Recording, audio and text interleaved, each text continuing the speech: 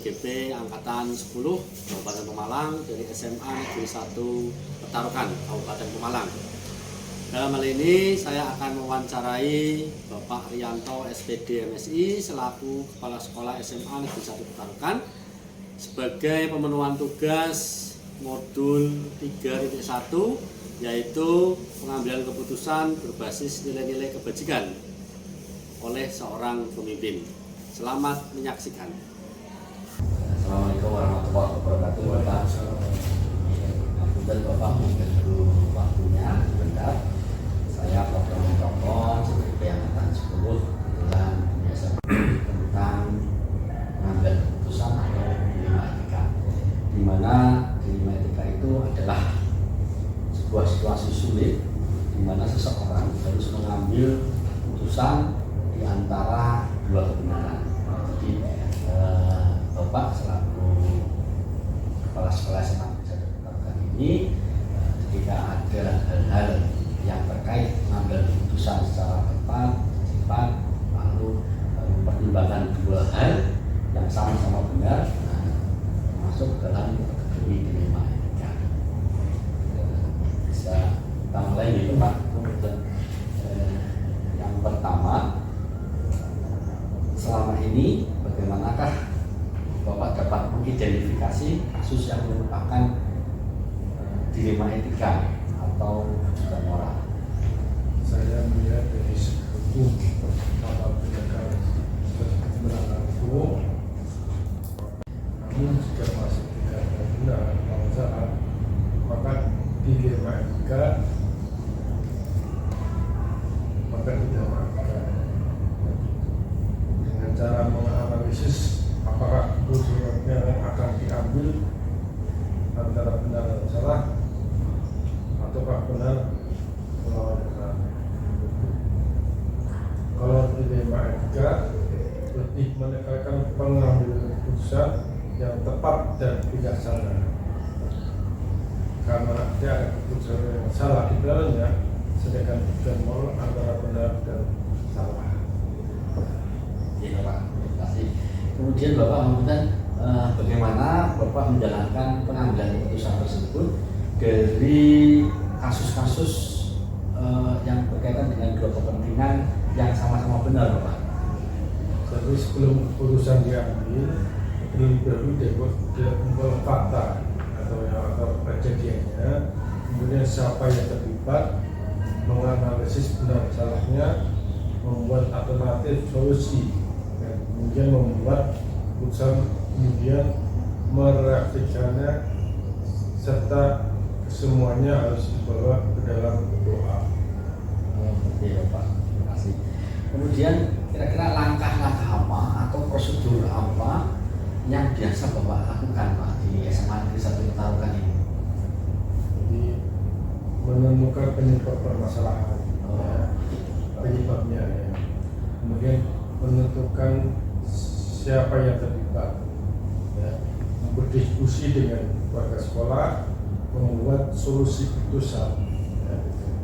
Menimbang lagi dari berbagai sudut pandang sebelum memutuskan, dan setiap keputusan yang dilakukan dibawa ke dalam doa. Iya Bapak, terima kasih. Kemudian Bapak, maaf, untuk hal apa saja yang selama ini Bapak anggap efektif dalam pengambilan keputusan kasus dilema etika tersebut Bapak? Jadi dengan menelaah siapa yang terlibat, sifat ujian kasus dilema etika, dan mengambil alternatif diskusi. Ini Pak, dengan diskusi gitu Pak. Kemudian hal-hal apa saja yang selama ini merupakan tantangan dalam pengambilan keputusan yang Bapak alami? Mencari keputusan yang terbaik karena keduanya merupakan masalah yang sama benar, yang harus menguntungkan kedua belah pihak. Jadi solusi yang dipilih. Jadi tidak merugikan satu sama lain Pak. Kemudian Bapak, pertanyaan selanjutnya, apakah Bapak memiliki sebuah jadwal tertentu Pak dalam penyelesaian kasus dilema etika? Apakah Bapak langsung menyelesaikan di tempat, memiliki jadwal penyelesaian, atau dalam bentuk prosedur atau atau jadwal tersendiri yang Bapak lakukan? Jika masalahnya biasanya maka langsung diputuskan ya. Tapi jika masalah berat maka dilakukan proses seperti yang dijelaskan tadi.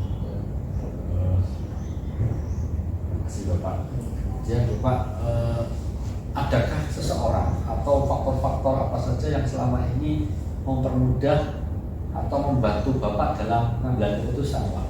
Selalu mengajak warga sekolah atau stakeholder atau wali murid atau orang-orang yang memiliki kedekatan dengan masalah, melibatkan semua itu.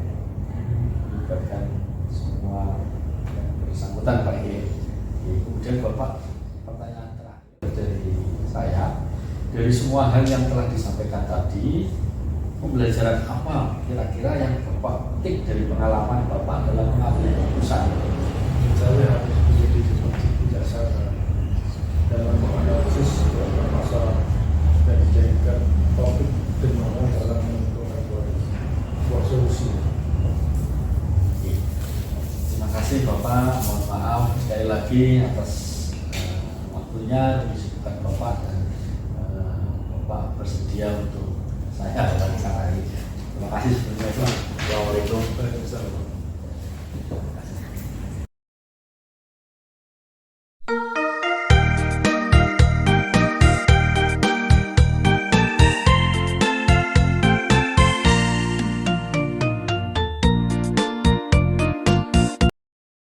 Assalamualaikum warahmatullahi wabarakatuh. Ya, selamat pagi Pak Junito. Ya, saya Pak Toko dari CGP Angkatan 10 Kabupaten Malang, SMA Negeri 1 Petarukan. Mohon maaf waktunya akan melaksanakan tugas demonstrasi kontekstual modul 3.1 pendidikan guru penggerak Pak, tentang pengambilan keputusan yang berbasis nilai-nilai kebajikan yang diambil oleh seorang pemimpin pembelajaran. Mohon maaf Bapak, apakah ada waktu untuk wawancara hari ini? Siap. Siap. Sekali lagi sebelumnya kami mohon maaf mengganggu waktunya. Ada beberapa pertanyaan yang terkait dengan pengambilan keputusan Bapak tentang dilema etika, gitu Pak. Yang pertama, selama ini apakah Bapak dapat mengidentifikasi kasus-kasus yang merupakan dilema etika di SMK Negeri 1 Petarukan ini? Ya, jadi yang namanya dilema etika itu kan satu kondisi di mana seorang pemimpin dihadapkan pada dua masalah yang harus diputuskan salah satunya. Di mana dua masalah itu semuanya adalah mengandung manfaat dan mudarat. Contoh misalkan saja di tempat kami itu pernah ada saat kami terbiasa tiap pagi itu di depan gerbang, jadi memastikan Bapak Ibu guru datang tepat waktu, siswa datang tepat waktu.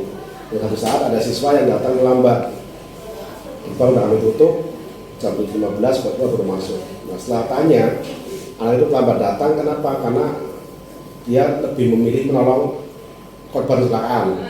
Nah, karena pada saat dia perjalanan dari rumah ke sekolah, dia menjumpai ada korban kecelakaan. Kemudian dia memilih menolong korban kecelakaan itu. Konsekuensinya adalah anak itu datang terlambat. Maka kami, selaku kepala sekolah melihat hal tersebut, sehingga kami membenarkan apa yang dilakukan anak itu.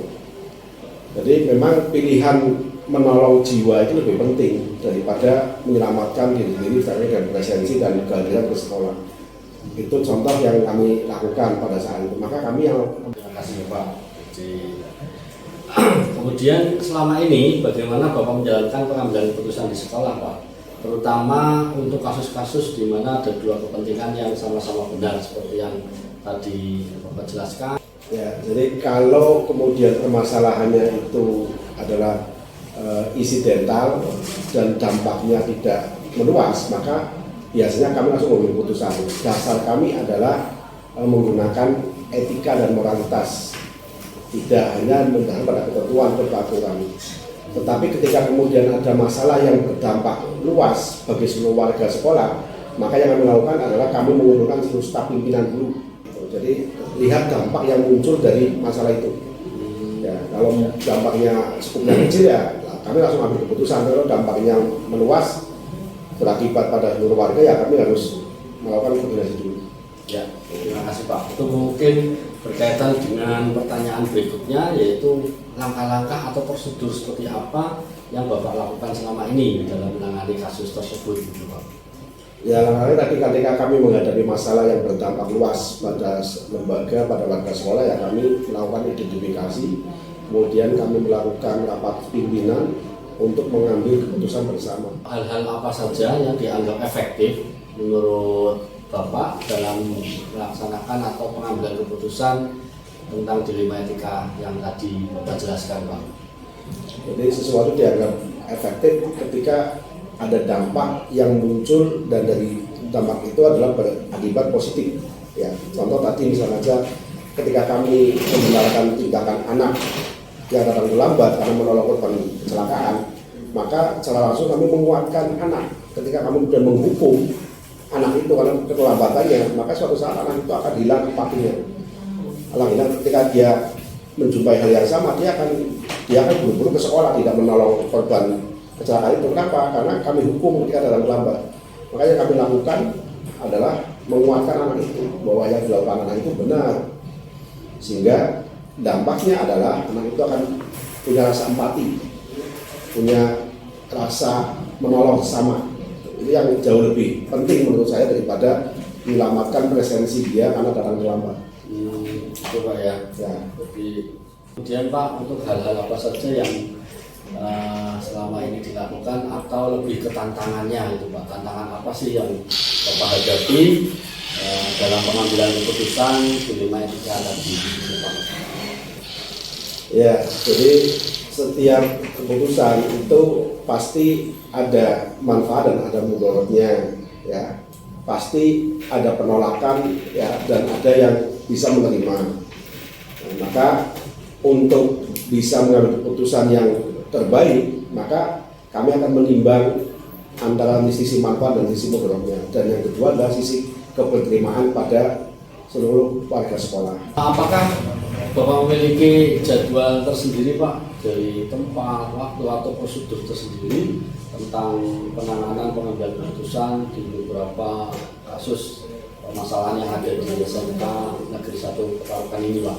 Ya, kalau terjadwal itu tidak, utamanya kasus-kasus insidental.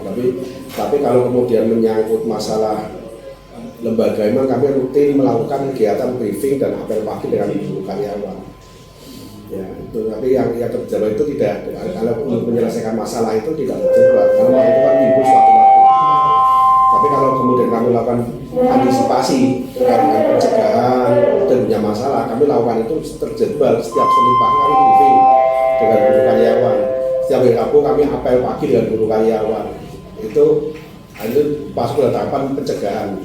Jadi lebih pada pencegahan, sehingga pada saat apel itu kami memberikan SOP terkait dengan bagaimana penanganan pada anak, kemudian bagaimana melakukan kegiatan pembelajaran di kelas, bagaimana mengevaluasi. Itu pada saat kami melakukan briefing pagi setiap Senin dan apel pagi setiap hari Rabu.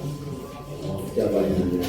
Jadi secara terstruktur atau jadwal itu tidak ada ya Pak? Ya. Tapi untuk komunikasi atau staff meeting itu Pencegahan. ada gitu ya. Kemudian Pak, adakah seseorang atau faktor-faktor yang selama ini mempermudah Bapak dalam mengambil keputusan Pak? Ya, jadi kalau faktor dari manusianya, ya setiap keputusan yang kami ambil karena itu memang kolektif kolegial, ya semua warga kan bisa memahaminya. Jadi jarang sekali kami membuat satu keputusan kemudian ada penolakan secara sporadis dari warga sekolah. Apa yang kami lakukan di sekolah ini sebelum keputusan kami ambil itu kami lakukan, pasti kami melakukan uji publik dulu. Uji publik, contoh kemarin kami akan merubah visi misi. Kita lakukan dengan staf pimpinan.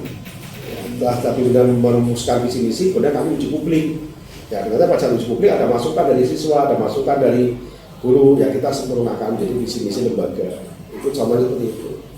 Jadi kalau penolakan saya kira hampir tidak ada setiap proses mengambil, karena kami sudah mengantisipasi dengan membuat satu algoritma yang memang nanti ketika keputusan diambil bisa diimplementasikan. Ya, ya. Artinya tidak ada penolakan dari semua warga sekolah Pak ya. Itu kan dari semua hal yang telah disampaikan, pembelajaran apa yang Bapak dapat petik dari pengalaman Bapak dalam pengambilan keputusan dilema etika Pak. Ya, jadi setiap keputusan itu pasti punya manfaat dan punya mudarat. Ya, hampir setiap keputusan yang muncul yang kami ambil itu pasti ada manfaat, ada mudarat, ada risiko yang harus kami tanggung. Tapi ketika kemudian kebersamaan dari seluruh warga sekolah, kemudian dukungan dari seluruh warga sekolah itu menguatkan kami, maka apapun keputusan kami ambil, kami tidak akan lakukan. Nah, sehingga intinya adalah ketika kita akan mengambil keputusan, maka libatkan seluruh warga sekolah ya, untuk memberikan kontribusi pada keputusan yang akan kita ambil. Sehingga pada saat keputusan itu di launching, diberikan pada seluruh warga, maka tidak ada penolakan. Intinya itu. Terima kasih Bapak, ada pertanyaan kurang lebih 8 pertanyaan yang sudah selesai, dan terima kasih sekali lagi atas waktunya. Mudah-mudahan Bapak diberikan kesehatan Pak. Amin. Mudah-mudahan Amin.